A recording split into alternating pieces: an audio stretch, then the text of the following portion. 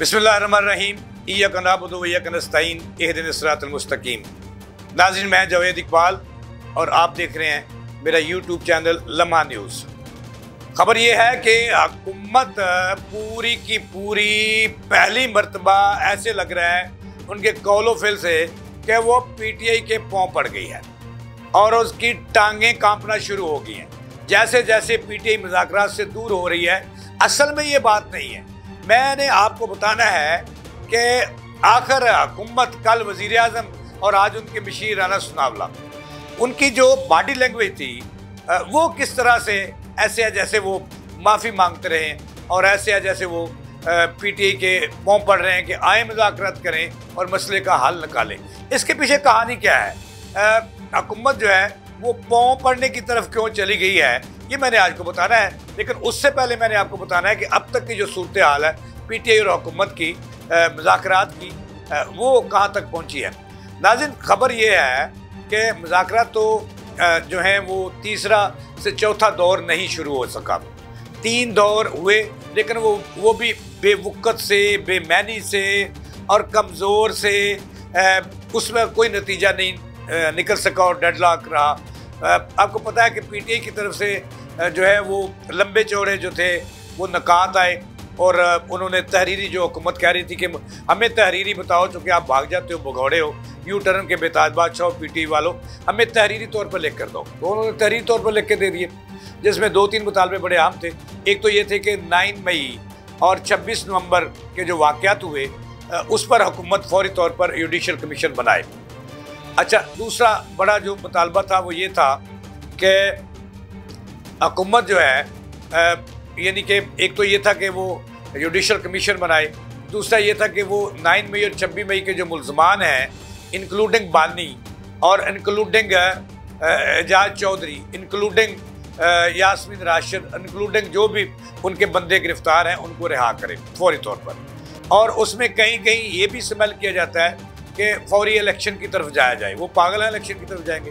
तो इस तरह के मुतालबात थे, तो हुकूमत इन तमाम से भाग गई और जिसके बाद डेडलॉक पैदा हो गया और हुकूमत ने मौक़िफ़ इख्तियार किया कि चूँकि सज़ाएँ हो चुकी हैं, 9 मई के मुल्ज़मान में से अक्सरियत के तहकीक़ात हो चुकी हैं, तो और बहुत सारे केसेस अदलिया अदालतों में ज़ेर समाअत हैं, तो इस पर वो नहीं बन सकता, जुडिशल कमीशन नहीं बन सकता। और दूसरा भी इस तरह था, जिसके बाद ये रास्ता बंद हो गया। और अब जो कल जो है वो, अब मैंने आपको बताना है कि ये हुकूमत की जो कैफियत है वो दीवाने सी की क्यों है, दीवानगी क्यों तारी है, क्यों डर रहे हैं वो इमरान खान और उनके साथियों से कि आओ मुज़ाकरात की तरफ आओ। तो ये मैंने आपको बताना है कि इसके पीछे कहानी क्या है, जो वो बार बार ये कह रहे हैं। क्योंकि कल वज़ीर आज़म ने कहा कि मैं पार्लियामेंट्री कमेटी बनाने के लिए तैयार हूँ, मामला पार्लियामेंट्री कमेटी में ले जाएँ और वहाँ फैसला कर रहे हैं। तो आए पीटीआई की तरफ से ये वज़ीर आज़म ने दावत दी, लेकिन उन्होंने ये अक्सर मुस्तरद कर दी। उसके बाद आज राना सुनावला आए, उन्होंने भी कहा कि आए मुज़ाकरात की तरफ आएँ, हम मुज़ाकरात के लिए तैयार हैं, और फिर भी वो नहीं माने। अब जो हुकूमत की जान निकल रही है, ये मैंने आपको बताना है कि वो क्यों निकल रही है।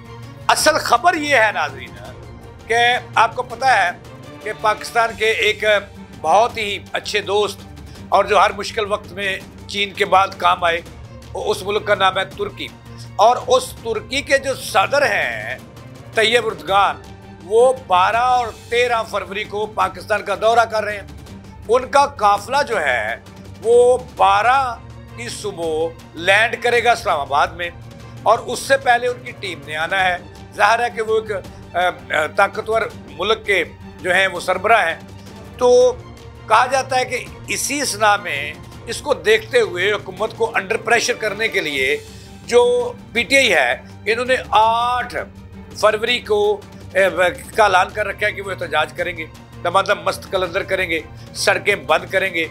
और केपी के जो नए नवेले जो सदर बनाए गए हैं, अली अमीन गंडापुर से सदारत छीन कर जो उन्हें दी गई है जुनैद अकबर साहब को, उनने भी एक प्रेस कॉन्फ्रेंस दे मारी और कहा कि वो रास्ते बंद करेंगे, इस्लामाबाद की तरफ जाने वाले, पंजाब से जो रास्ते आते हैं वो भी बंद करेंगे।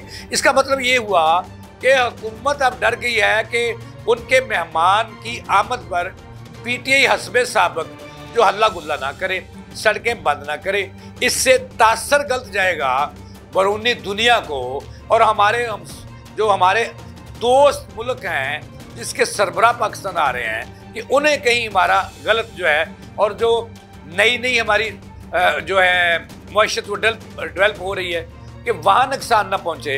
लिहाजा हुकूमत चाह रही है कि किसी तरह ज़मीन पर उल्टा लेट कर या सीधा लेट कर किसी तरह अपना ये वक्त जो है वो पूरा कर ले और सदर चले जाएं और पीटीआई बाहर ना निकले, एहतजाज ना करे, उनको कोई गलत पैगाम ना जाए।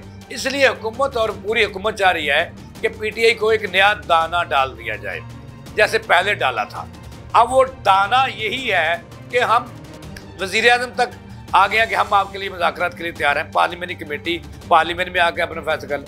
असल वजह यही है कि अब भी नवीद है उन्हें, जो कि स्पीकर ने तो वो जो मुज़ाकराती कमेटियाँ थी वो ख़त्म नहीं की, वज़ीर-ए-आज़म कह रहे हैं। अब असल जो मुद्दा है, हुकूमत जो है मुअज़्ज़ज़ मेहमान की आमद पर नहीं चाहती कि मुल्क में हल्ला गुल्ला हो और पीटीआई आपे से बाहर हो और गोलियाँ चलें और धूम धड़क्का हो और एहतजाज हो।